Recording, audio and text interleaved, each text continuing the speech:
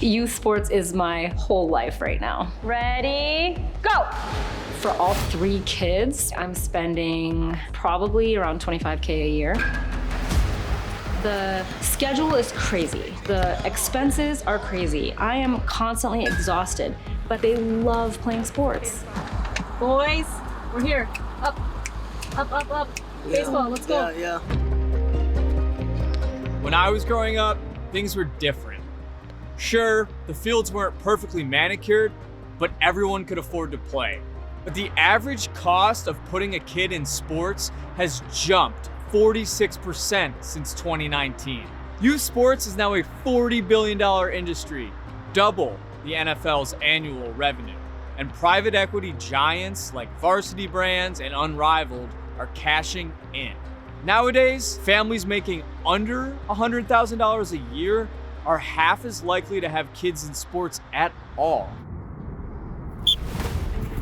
As costs go up, parents are getting squeezed, and kids are getting priced out of the games they love. Youth sports, I think, is destroying parents. Can you move quick? We gotta get your brothers to baseball. It's destroying a sense of community. The level of pressure, the level of supposed opportunity, this has all been shock for me. It's become a money grab. I know a lot of families that have taken out loans and have credit card debt. Youth sports were supposed to be for everyone. So what the hell happened?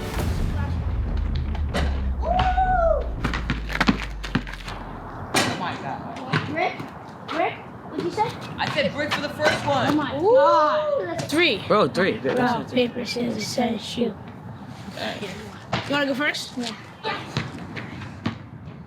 When my husband was small, he started playing football and worked his way up and did it all on his own and got himself a full ride, everything covered, superstar, NCAA scholar athlete, all of the things. In 2023, my husband very suddenly passed away.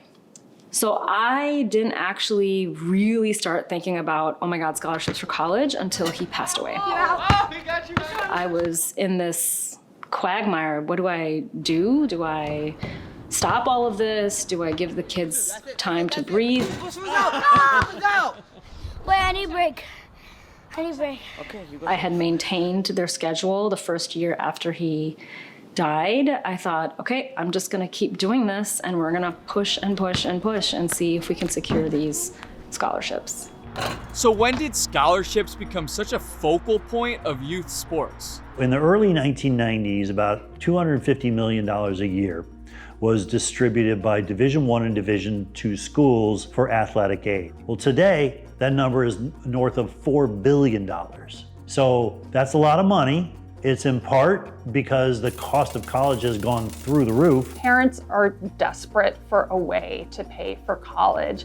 And for a lot of them, they see a college scholarship and NIL money as the best route to do that. When you look at college sports across the board, only about 2% of high school athletes end up playing in college. We're chasing scholarships because I'm really worried about how to pay for college. Having said that, I know that the probability is low. The pitch is simple. Invest in your kid now and it might pay off later. So travel leagues and scouting showcases started to emerge as a way to get exposure for kids. Oh, come on, do it in the car. It's only one shot. Your hats and stuff are in the car, right? Yeah. Okay. I'm a full-time sports momager with 3 boys living in New York. After I drop them off at school, I spend most of the day figuring out my logistics. I'm just driving from place to place to place. My friends think I'm crazy. Ismail, while they're waiting, put the balls in the bucket. Why? Because I said so. But not every parent wants to turn their 10-year-old into a full-time scholarship-chasing machine. Some families want their kids to just play. So where did these casual, low-cost opportunities go? A few things happened that got us to this point today. First of all, we had the 2008 financial crisis. In the wake of that, Parks and Rec departments saw their budgets slashed, and that included budgets for rec leagues. Next, we had COVID-19 that just resulted in immediate closures of all kinds of sports programs across the country. That left a significant vacuum. When COVID hit, about 56% of children in this country, ages 6 to 17, played organized sports in some form or another. COVID comes in and drops that number down to 49%. So there are a lot of kids who immediately lost access to a sport experience. Those are most often the kids who are attached to municipal programs, local, low-cost programs provided by cities and park and recs, which were just overwhelmed. 3, 2, 1, go. And the public programs that did survive, they're constantly fundraising and battling to keep costs low for kids. These services we offer here, they're life-changing for some of our boys who've never seen a pool or been in a pool before. It's much more difficult because the resources just aren't there as much. Whether that means on a city level, state level, federal level, the funding is just not aimed that way. So we have to work harder now to get that. Every year we have to dig deeper. All right, Ismail, last lap. We gotta get out. Yep, we gotta go to basketball on the west side. Car's coming. As the landscape of sports changes to become very cutthroat, we don't always have consistent gym access. So sometimes we'll be in the Bronx, sometimes we'll be in Brooklyn, sometimes we'll be in Manhattan. It's like wherever Coach Jay has a friend that let us use that space for that day and that time. We have to keep it low because just families getting priced out. It's become a money grab. Families have to tell their child no because something's too expensive, and that's something that we're battling. That's something that we're looking to combat all the time. The people who do the recruiting don't even look at the Parks and Rec programs or the nonprofit organizations that are running programs, right? They're only going to these expensive travel teams. So with public programs on life support and desperate parents searching for answers, the private sector saw dollar signs. Private equity has now woken up to the idea that there's so much money rolling through the system that this is a great environment for us to get into and do what private equity typically does. Sports, that can mean buying up a bunch of different parts of an industry, facilities, tournaments, leagues, software, travel agents, and using that to build a walled garden around the entire market so that competitors can't get in and consumers can't get out. These are some of the largest investment firms in the world we're talking about. Josh Harris and David Blitzer are owners of the 76ers, New Jersey Devils, and now an expanding youth sports empire. Talk to us about the opportunity in youth sports. What's the through line for youth sports from an investment perspective?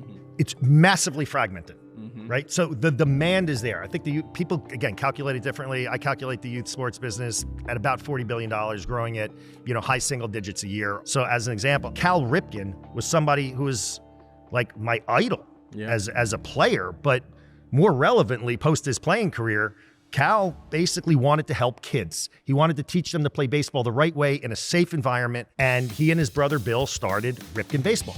And they have the best youth baseball business in the country, in my opinion. And once we got into youth sports, I had been talking to Cal for years about trying to partner with him in some way, shape, or form. And let's be honest, what kid wouldn't want to play here? Turf fields, 17 batting cages, custom walk-up music. This is the full big league experience, but that comes at a big cost. Families aren't just paying $600 for an entry fee.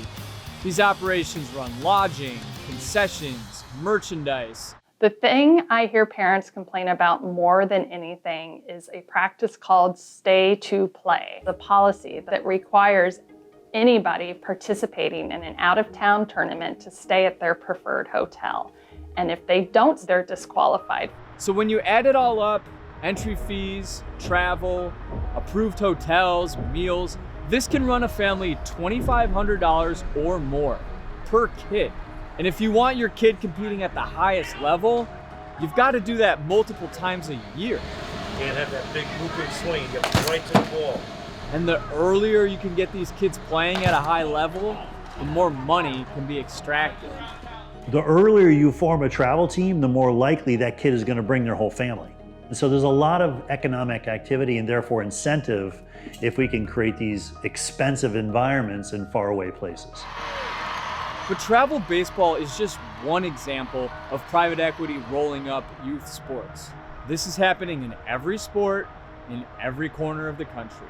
Varsity Brands owns almost all of competitive cheerleading. The competitions, the apparel company, a professional league, and they have exclusive contracts with a lot of venues. Varsity also used to control the governing body and set the rules to advantage themselves. Another example is Black Bear Sports Group. They own over 40 ice hockey rinks across the Midwest and the East Coast. And yes, hockey is an incredibly expensive sport to begin with. Just ask my parents. But one new expense even caught the attention of a U.S. senator. So I was just told this last weekend that if I live stream my child's hockey game, my kid's team will be penalized and lose a place in the standings. Why is that? Because a private equity company has bought up all the rinks in the Northeast, has installed their own closed circuit camera system into all of the rinks, has provided a paid-for subscription service to all of the families. So one company owns the rink, manages the league, and facilitates an exclusive streaming service for parents. And we haven't even talked about equipment yet. These companies, like, come on, they're taking advantage of the fact that we want to do what's best for our kids, telling us that if you have this bat, your kid's gonna score 4 home runs and 3 scouts are gonna call you. It's like, why am I up at 1 a.m. looking at Easton Dub bats, knowing I'm not gonna get it for them, but feeling pressured like maybe I should? You could look at a kid's baseball bag and you could probably see $1,000 worth of gear just in that baseball bag alone. This is creating such an unnecessary class division between the kids. Fatima spends roughly $17,000 on team fees, $6,000 on travel and lodging, and another $2,000 on equipment. That's $25,000 a year to have her kids competing in youth sports. This is where we've ended up. So has anyone figured out a better way?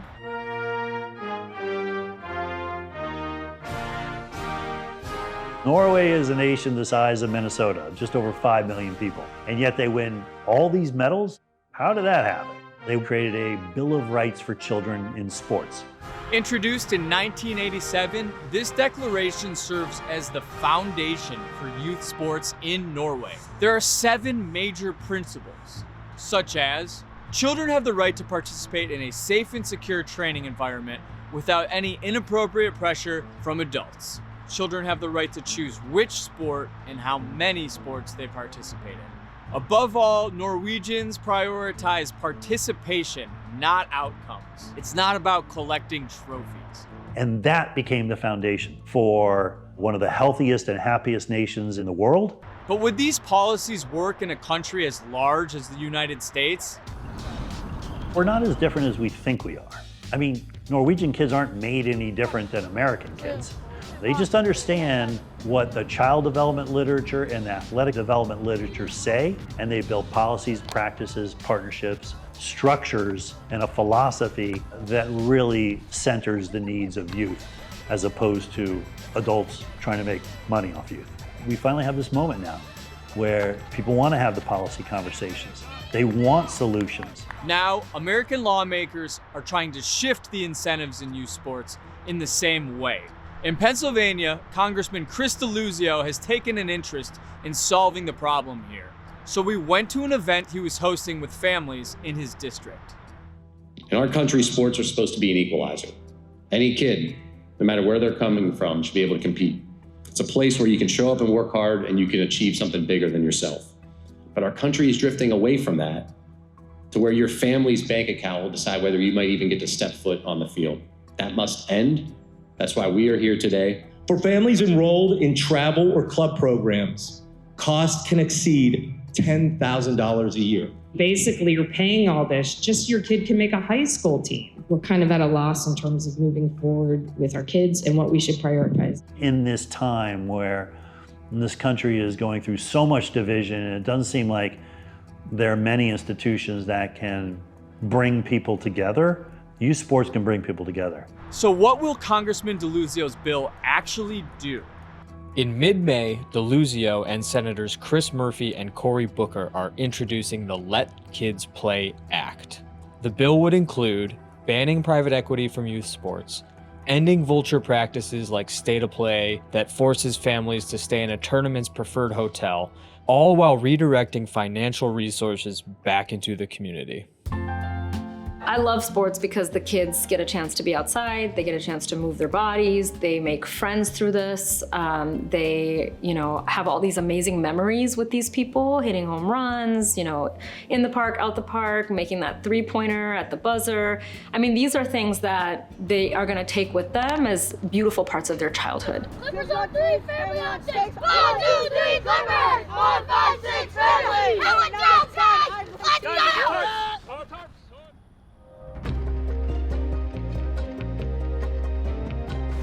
Thanks for watching. Before you go, please support our work by liking this video and subscribing to our channels. If you have tips for us on more stories about sports, reach out to stories@perfectunion.us.